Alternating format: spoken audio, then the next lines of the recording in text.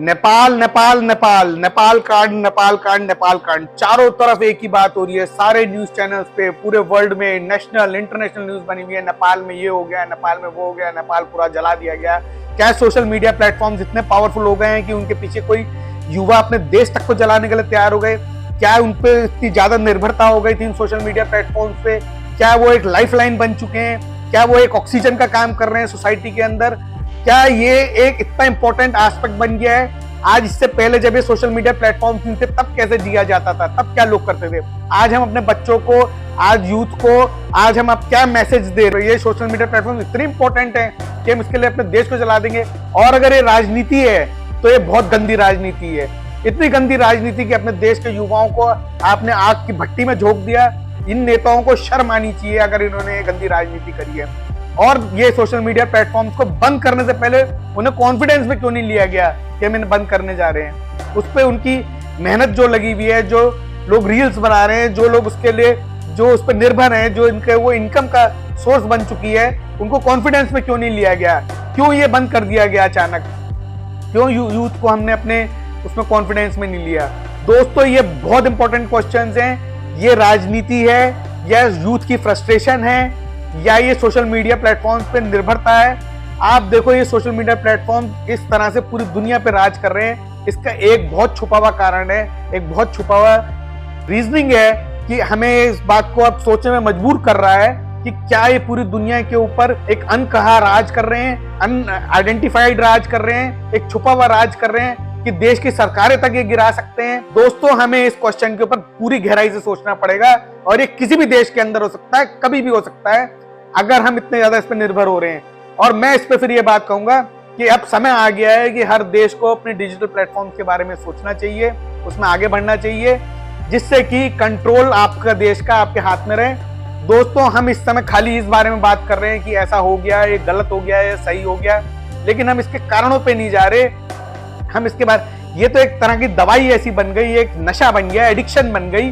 दोस्तों, आपको मेरी बात गलत जरूर लग रही होगी, लेकिन अगर आप इस बात को ठंडे दिमाग से सोचेंगे और एकांत में बैठ के इस पे 2 मिनट रिव्यू करेंगे कि क्या मैं सही कह रहा हूँ, गलत कह रहा हूँ। दोस्तों, इतनी निर्भरता किसी भी चीज पे सही नहीं है। इतनी निर्भरता किसी भी चीज पे सही नहीं है। ये किसी भी दिशा पे ले जा सकती है आपको।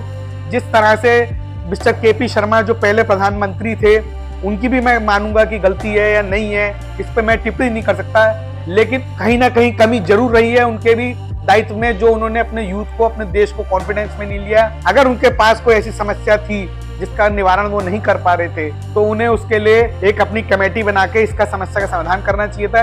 या अगर कोई गंदी राजनीति हुई है या भारी ताकतों ने कुछ ऐसा किया है, तो दोस्तों, ये किसी भी देश के साथ हो सकता है। ये प्लेटफॉर्म्स आज हमारे लाइफ के, इससे ये पता लगता है कि एक इतने इंपॉर्टेंट एस्पेक्ट बन गए हैं, एक लाइफलाइन बन गए हैं, ऑक्सीजन की तरह बन गए हैं कि इसके बगैर आपने देखा है कि इतना बड़ा हादसा जो हुआ है। दोस्तों, मैं एक और बात कहूंगा, सुशीला कार्की, जिनको प्रधानमंत्री अब नियुक्त किया जा रहा है नेपाल का, जो जिनकी छवि एक बहुत ईमानदार छवि हैगी, जो पहले न्यायाधीश भी रह चुकी हैं। दोस्तों, मैं आशा करता हूं कि सुशीला जी इस जो भी ये जो कांड चल रहा है, जो भी ये अराजकता चल रही है, उसका तुरंत निवारण करें और नेपाल और हिंदुस्तान के बीच में जो इतने अच्छे संबंध हैंगे उसका ध्यान में रखते हुए उसका निवारण करें। क्योंकि नेपाल और हिंदुस्तान, नेपाल को हम एक तरह से हिंदुस्तान ही मानते हैं। एक ऐसा देश है जिसमें ना हमें आने जाने के लिए कोई पासपोर्ट की जरूरत है, ना कोई वीजा की जरूरत है। एक तरह से वो एक्सटेंडेड इंडिया ही मैं मानूंगा उसे। तो उसका समस्या का निवारण करें, क्योंकि नेपाल हमारा जो पड़ोसी देश है, उसका अपने आप में इंडिया की डेमोग्राफी के लिए या इंडिया की जियो पॉलिटिकल सिस्टम के लिए बहुत ज्यादा वो इम्पोर्टेंट हैगा। दोस्तों, इसके साथ मैं आपसे रिक्वेस्ट करूंगा कि आप हमारा चैनल जरूर सब्सक्राइब करें। मैं गिरीश जैन आपको समय समय पे लेटेस्ट नेशनल इंटरनेशनल टॉपिक्स के ऊपर, प्लस आपके मन को छूने वाले टॉपिक्स पे, जो जीवन में रोजमर्रा के जीवन के टॉपिक्स हैं, उनके बारे में आपको बताता रहूंगा, आपसे राय मशवरा लेता रहूंगा, आपको राय मशवरा देता रहूंगा।